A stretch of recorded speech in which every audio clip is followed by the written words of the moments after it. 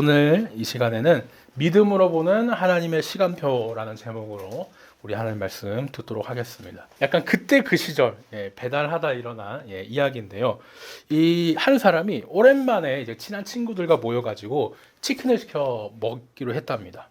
뭐 이거 먹을까 저거 먹을까 하다가 이제 주문을 하고 그 치킨을 기다렸습니다. 재밌게 떠들다 보니까 이제 어느새 그 치킨이 도착을 했고요. 치킨을 받으러 나갔습니다. 받으러 갔는데 늘 좀 이렇게 좀 나이 많은 사장님이 배달 오셨는데 이거 확실히 좀 젊은 청년이라 그런지 좀 배달도 빨리 왔다고 생각했습니다. 야, 가면서 내가 산다. 내가 쏠게. 이러면서 큰 소리 치고 한 사람이 계산하러 나갔어요. 근데 앞불싸 이렇게 큰 소리 치고 나왔는데 지갑에 돈이 없더랍니다. 그래가지고 배달원은 이제 계속 이제 돈 안 주나 하고 이렇게 기다리고 있는데 너무 당황스러워가지고 그 이제 계산하러 나간 사람이 그렇게 얘기를 했어요. 뭐라 얘기했냐?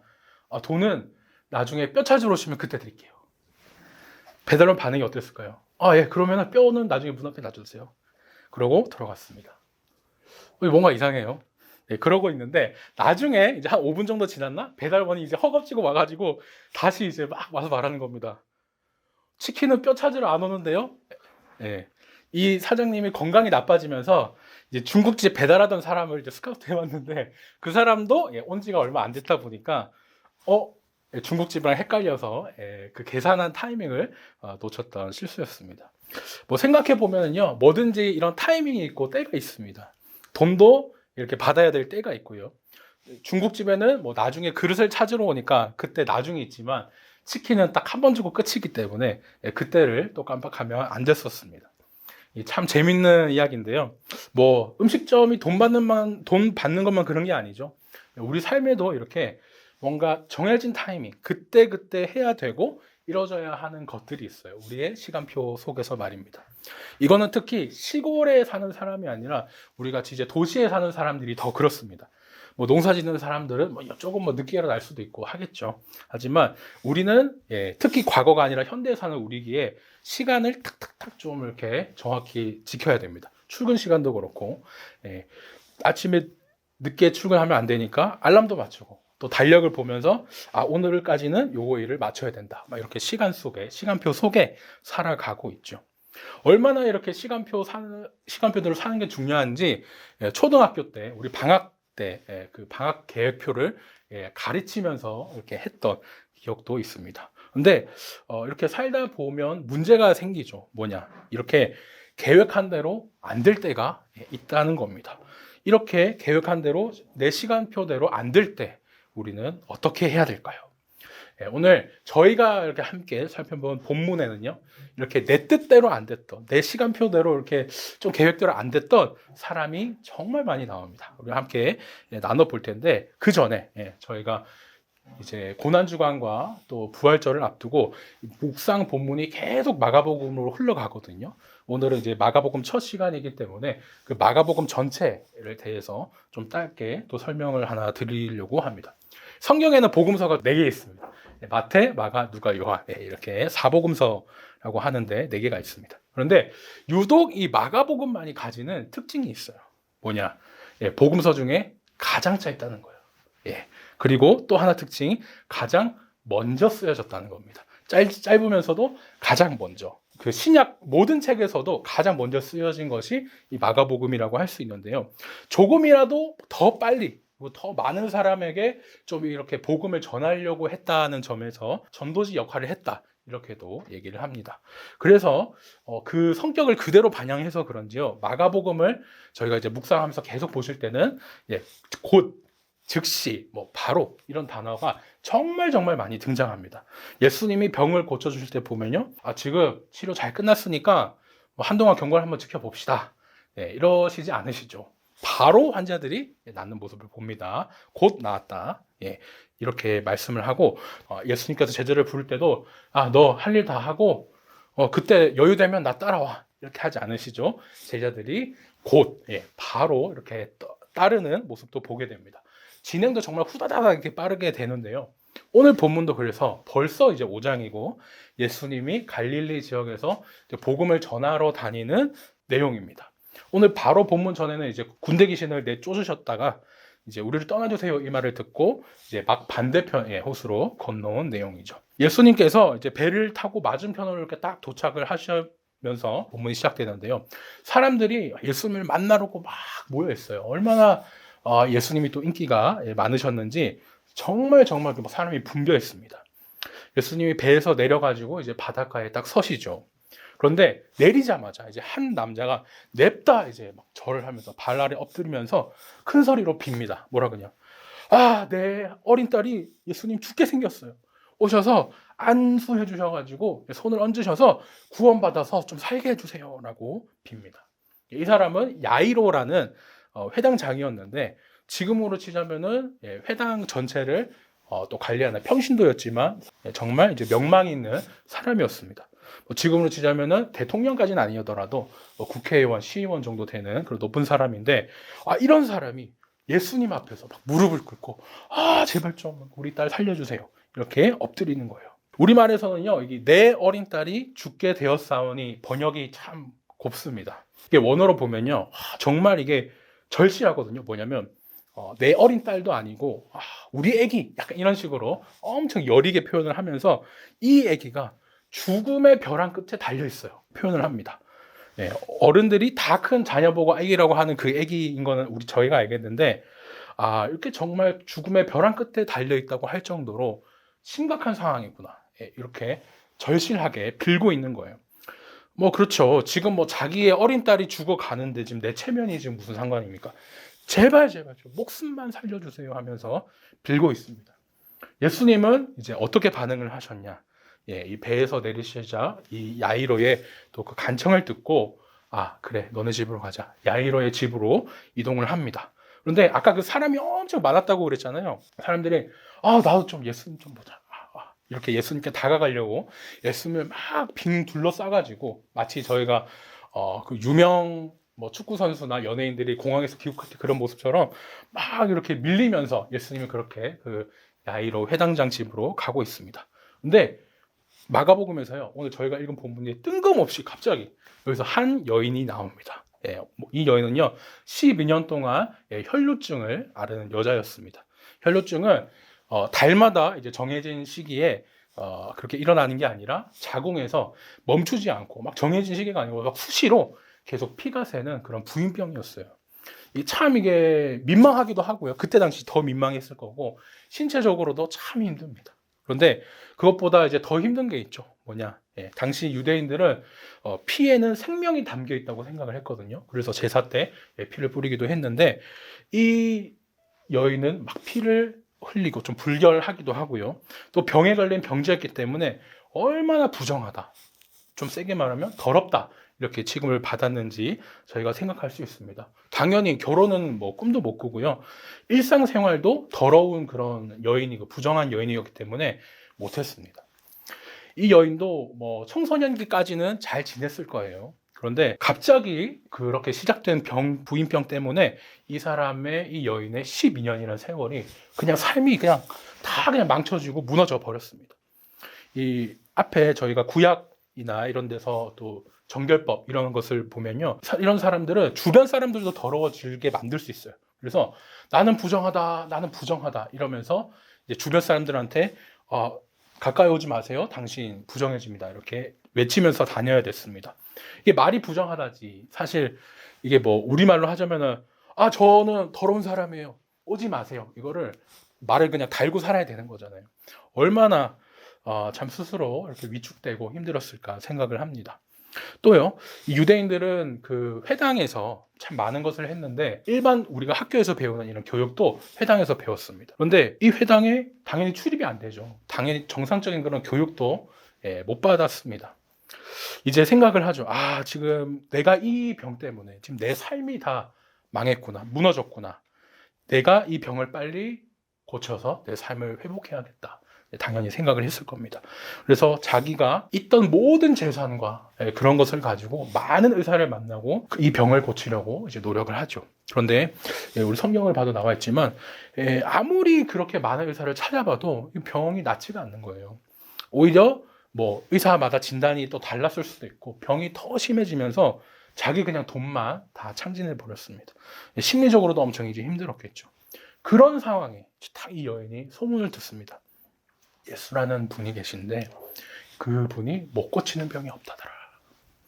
바로 당연히 그래, 예수님을 만나야겠다 생각을 하죠. 근데 문제가 있어요. 자기는 병에 걸린 그 더러운 사람입니다.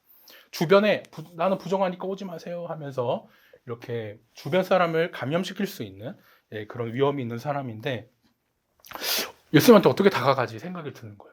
자기가 이런 병이 있습니다 라고 말하면서 다가가는 것조차 주변 사람들이 딱 그 소리를 들으면 뭐예요? 야, 그거 왜 이제 말해? 율법 몰라? 당신 때문에 나까지 더러워졌잖아. 이런 식으로 또 욕먹게 될 게 뻔했으니까요. 심하면 돌도 맞았을 거고.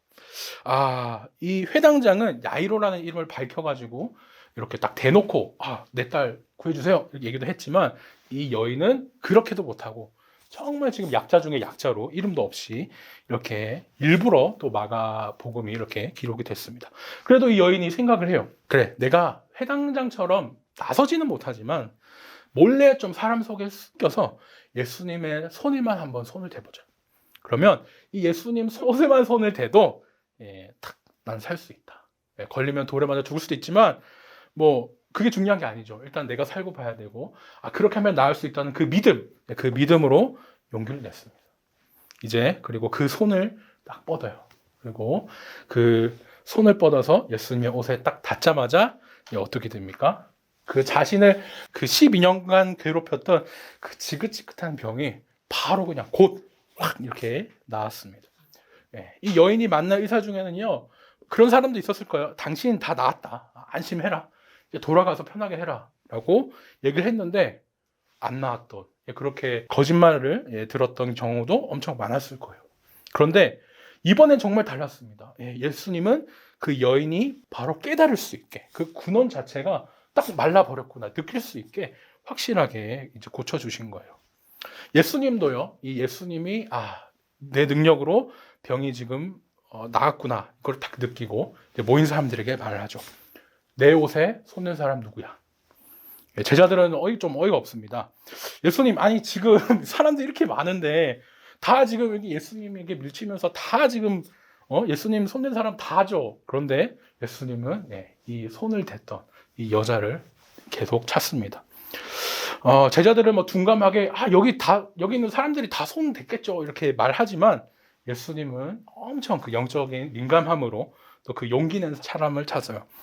근데 정작 여인은 큰일 났죠. 왜? 자기는 몰래 와서 몰래 만지고 몰래 치료받고 딱 가려고 했는데 그 계획이 좀 깨졌습니다. 나는 지금 병 걸려서 더러운 사람인데 내가 몰래 그냥 왔다 갔어야 됐는데 이거 큰일 났다. 내가 율법에 의하면은 예수님을 더럽게 만들었다고 지금 사람들한테 내가 욕먹을 텐데 야 네가 뭔데 예수님을 더럽게 해. 사람들에게 벌을 받진 않을까 이렇게 또 무서워했습니다. 그러면서도 또 자신이 바로 나온 걸 보고 이 사람이 진짜 하나님의 아들이구나 이렇게 또 경외함으로 또 놀라면서 두려워하기도 했죠. 그때 이제 예수님이 말을 거시고 여자는 회장장 야이로가 그랬던 것처럼 자신도 이제 모든 사실을 엎드려 가지고 얘기를 합니다. 전 사실 12년 동안 병을 앓던 사람인데 이렇게 쭉쭉쭉 얘기를 했겠죠. 그리고 이제 그 예수님이 얘기를 듣고 얘기를 합니다. 따라 이렇게 얘기를 해요. 이게 그 복음서 전체를 보면요. 예수님이 누구를 딸이라고 부른 게 오늘 이 본문이 유일합니다. 정말 중요한 사건이에요. 딸아, 네 믿음이 널 구원했다. 평안히 가고 네 병에서 벗어나 건강히 지내라. 이렇게 얘기를 하면서 이렇게 회복시켜 주시고 예수님이 축복하면서 보냅니다. 제가 이게 뒤에 그림도 가져왔는데요. 여인이 만진 옷은요. 이게 마태복음과 누가복음에는 옷자락이라고 되어 있는데 옷자락이라고 되어 있는데 마가는 그냥 옷이라고만 이제 얘기를 합니다. 그런데 여기를 보시면은 옷 아무 때나 이렇게 만졌을 것 같지만 그렇지는 않고 여기 이제 보시면은 유대인들 랍비라든지 이런 사람들이 옷을 입으면은 여기 끝에 막 이런 액세서리 같이 달린 것들이 있어요. 이렇게 이제 달려 있는데 우리 조선 시대에 또 그랬죠. 옷을 뭘 입냐, 비단 옷을 입냐, 다른 색을 입냐, 또 갓을 쓰냐 이거에 따라서 이 사람이 왕족인지 귀족인지 집안에서 뭐 있는지 바깥에 있는지 다 이제 알 수가 있는데, 유대인들에게는 이 옷자락 이걸 보고 왕이다, 선지자다, 이런 걸 좀 구별할 수 있는 그런 역할을 했습니다. 어떨 때는 뭐 진흙판 같은 데 찍어가지고 좀 인증하는 도장같이 쓰기도 했다 그래요. 얼마나 이게 그죠? 중요합니까? 이 왕이라는 상징, 뭐 선지자라는 상징이 이거다 보니까 다윗이 사울이 잠들었을 때 그 잘랐던 옷자락, 이것도 요건 거야. 너 왕 상징? 내가 잘랐어. 정말 이 정도로 좀 중요한 역할을 했던 것이 이것인데, 오늘 본문에서 여인이 내가 이거 딱 잡으면은 살 수 있어 생각했던 것도 바로 이 옷자락입니다. 근데 이제 건전하게 또 말씀을 신앙 고백하면서 이제 신앙생활하는 우리한테는 좀 의아한 부분이 있긴 해요. 왜냐?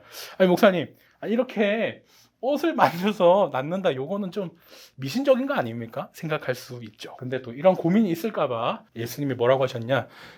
따라 내 믿음이 너를 구원했다. 이 믿음이라고 또 확실하게 말씀해주고 계세요. 그렇죠? 그 많은 무리의 사람이 다 그 예수님이랑 부딪히고 다 예수님의 그 옷을 만지고 했을 텐데, 옷에 닿은 사람이 그렇게 많았는데 진짜 치료된 사람은 이 믿음으로 만진 그 여인뿐이었으니까, 이게 미신처럼 만져서 나은 게 아니고 정말 믿음으로 나았구나, 이거를 저희가 또 알 수 있는 증거입니다. 보통 저희가 오늘 이렇게 말씀을 들으면은 혈루병 앓은 여인 하면 여기서 얘기가 끝나요. 하지만 저는 우리 또 마가복음 전체 또 의도를 따라서 저희가 좀 더 보려고 합니다. 자, 생각해 보십시오. 혈루병 여인은 중간에 갑자기 뚝 튀어나왔어요. 어떤 여인이 있었다. 그리고 그런데 맨 처음 예수님이 그 땅에 내리자마자 내 딸 살려주세요 하고 왔던 그 회당장 야이로의 딸은 아직 고침을 못 받았어요. 이렇게 얘기가, 그래서 저희는 계속 봐야 되고 계속 이어집니다. 이렇게 예수님이 혈루증 여인을 치료해 주는데 자신이 생각한 시간표대로 안 돼서 엄청 쫓기는 사람이 있었어요. 뭐야? 지금 빨리, 지금 미안하지만 혈루병 앓은 여인도 나한테는 남이죠. 빨리 우리 집 가서 내 딸을 봐줘야 되는데 예수님이 우리 집 가시다 말고 다른 여인에게 지금 시간을 뺏기고 있는 겁니다. 저 같으면은 예수님 우리 집 가기로 해놓고 지금 뭡니까 지금 이렇게 그렇게 따졌을지도 모르겠어요. 그런데 그렇게 짜증나고 힘든데 더 절망스러운 소식이 들립니다. 뭐냐? 한참 이제 예수님이 혈루증 여인과 말씀하고 계실 때 집에서 온 사람한테 소식을 들어요. 뭐냐? 회당장님, 따님이 결국 돌아가셨답니다. 아이고, 가슴이 철렁 내려앉아요. 그리고 이제 계속 이렇게 듣고 있는데 그 소식 전한 사람이 계속 얘기를 합니다. 회장님, 이제 예수님 그만 좀 괴롭히시죠. 얘기를 합니다. 조금이라도 이렇게 가망이 보였다면요, 다르게 얘기했을 거예요. 지금이라도 빨리 지금 오라고 좀 해주세요라고 했을 텐데 그게 아니죠. 완전히 사망 선고가 됐고 이제 돌이킬 수 없다. 정말 그 허탈한 그 얘기를 듣습니다. 예수님은 어떻게 반응하셨을까요? 그때 예수님이 이랬습니다. 우리 말로는 이것도 곁에서 들으셨다라고 되어 있는데 이 원어를 보면은 좀 더 뜻이 다릅니다. 곁에 서서 그 말을 가만히 듣고 이렇게 계신 것 같잖아요. 근데 원어를 보면은 들은 말이 옆으로 곁으로 이렇게 슝 지나간 거예요. 뭐냐? 한 귀로 듣고 한 귀로 흘린다, 우리 그 말도 있는데 그것보다 더하죠. 말이 이렇게 왔는데 이렇게 쑥 피한 겁니다. 곁으로 지나갔어요. 뭐냐? 무시했다. 예수님은 회당장이 전해드는 그 말을 무시하고 예수님 괴롭히지 말고 이제 좀 편하게 해드리자라는 그 말을 무시하고 딱 이렇게 얘기를 하시는 거예요. 두려워하지 말고 믿기만 해라. 그렇게 생각하면서 이제 예수님은 야이로의 그 집으로 향합니다. 내 딸이 죽었다는 사실요, 너무 두렵죠. 이미 죽은 게 확실합니다. 그런데 예수님이 구원해 주신다는 그 믿음으로 이 회당장은 자기 집까지 갑니다. 이제 더 큰 일을 일으키시려고 이제 제자 몇 명만 딱 추리셔가지고 베드로와 이렇게 몇 명만 데리고는 그 회당으로 갑니다. 가니까요, 이미 막 집에 막 곡소리죠. 이게 큰 소리로 울고 있습니다. 유대인들은 장례식 때 이렇게 뭐 피리 부는 사람, 그리고 이렇게 우는 사람, 이걸 전문으로 하는 사람을 고용을 했거든요. 우리로 치자면은 장례 지도사를 이제 고용한 거죠. 너무 확실한 장례니까. 이 예수님이 이 모습을 보고 뭐라고 하십니까?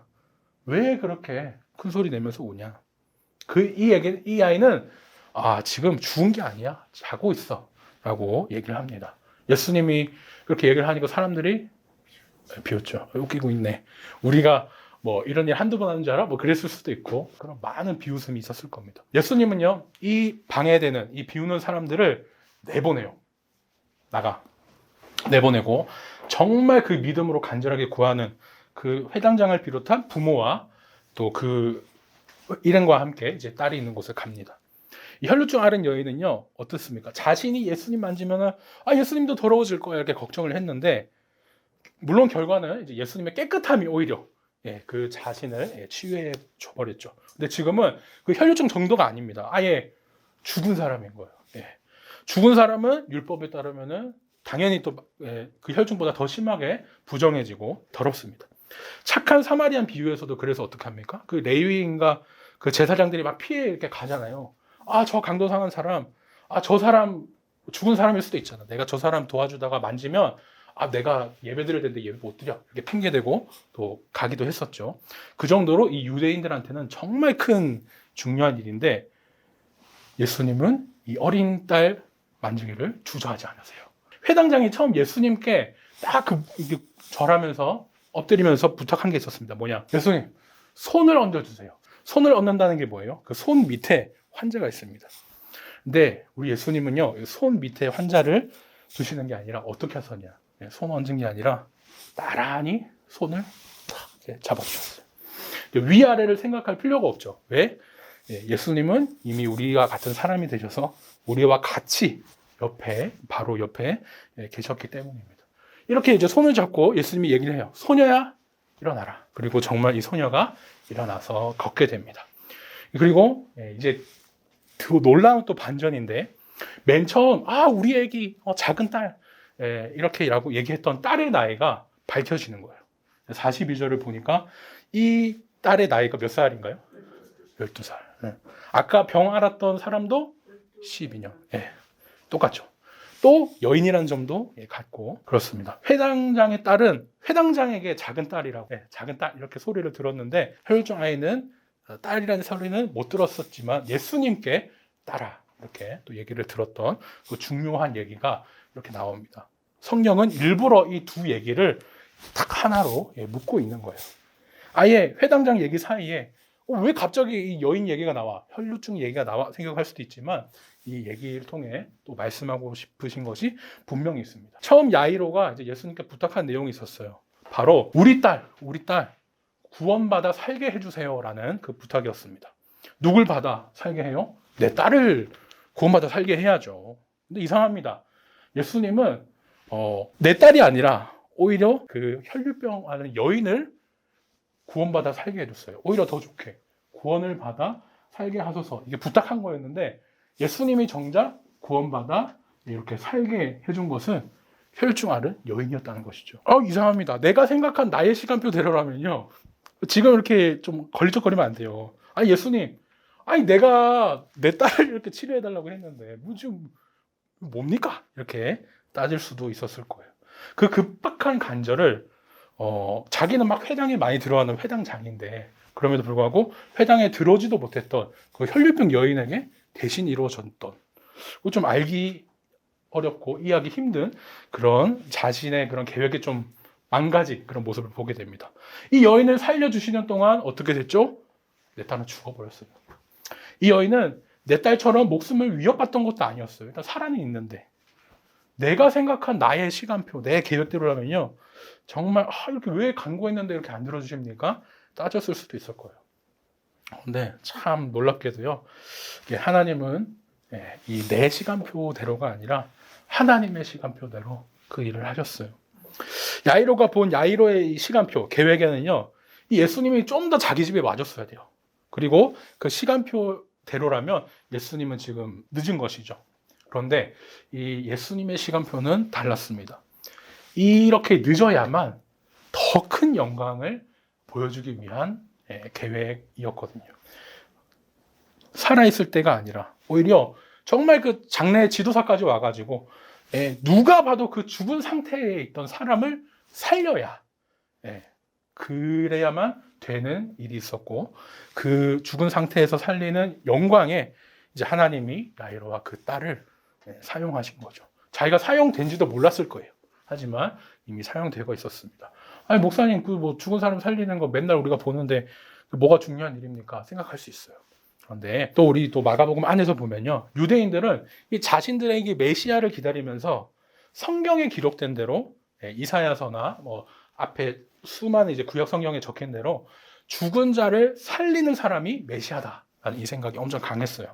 그러니까 그냥 병자를 치료한 것도 영광이겠지만 하나님은 스스로가 죽은 사람을 살려야만 정말 메시아라고 이제 드러낼 수 있기 때문에 그 큰 영광에 야이로와 그의 딸을 사용하신 거죠. 근데 참 이렇게 치료하시고 나서도요, 다시 살리시고 나서도 예수님은 다시 한번 또 그 하나님의 시간표대로 움직입니다. 사람의 생각대로 하면 어때요? 이제 예수님이 정말 메시아라는 증거가 나왔다. 이제 이 기적이 일어났으니까 소문을 내 가지고 빨리 그 예수님을 다시 또 영광스럽게 만들어 드리자 생각을 했을 텐데, 예수님이 또 뭐라 하시냐? 이 얘기를 아무도 모르게 해라. 얘기를 하세요. 경계하신다는 말은 막 엄청 계엄하게 명하시면서 이 일 절대 알리면 안 된다라고 이렇게 말씀을 하신 거예요. 왜 그러셨냐? 아직은 예수님이 생각하기에 때가 아니에요. 지금은 메시아로 알려져가지고 막 갈등이 생겨가지고 막 이렇게 자신의 사역이 방해받는 게 아니라, 지금 예수님이 하셔야 하는 사역, 뭐 복음을 전하고 아픈 자를 치료해야 되는 그 사역이 중요하기 때문에 일부러 하나님의 그런 시간표 속에서 알리지 말라고 또 다시 한번 그 얘기를 해주시고 계신 거죠. 자, 오늘 말씀 구조가 참 많이 복잡합니다. 회당장 야이로의 딸이 아픈데 그 딸을 고치러 가는 도중에 혈루병 여인을 고치고 또 다시 돌아와서 그 여인과 회당장의 딸이 알고 보니까 그 12년이라는 시간으로 묶이고 또 딸이라는 그 정도 묶여 있고, 참 복잡하죠. 이 복잡한 현대를 사는 우리도 이렇게 좀 이해가 힘든데 참 이제 고대 사람들한테는 얼마나 힘들었을까 이렇게 생각이 듭니다. 그러면서 또 어때요?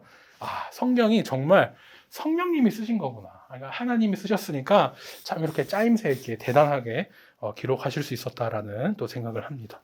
오늘 본문을 딱 보니까요, 그 등장인물들이 예수님만 빼고 다 자기 생각대로 안 됩니다. 혈루병 걸린 여인은 조용히 치료받고 나와야 되는데 안 됐죠. 예수님께 다 걸렸어요. 근데 오히려 그것이 다른 사람들 앞에서 네 믿음이 너를 구원했다. 평안히 가라.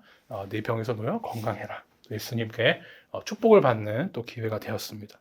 또 야이로는 당장 자기 딸을 지금 고쳐줘야 되는데 예수님이 자기 딸을 안 고쳐주고 어마냥이 고쳐줘가지고 계획이 무너졌다고 생각했지만, 또 예수님의 그런 메시아임을 드러내는 증거를 보내는 그 영광에 또 참여할 수 있는 기회가 되었습니다. 사람의 생각이면요, 예수님이 죽은 자를 이렇게 살리신 거 보고 이 사람이 바로 메시아입니다 하고 그렇게 소문내야 될 것 같은데, 그래야 전도에도 엄청 좋을 것 같은데 예수님은 아직 아니다.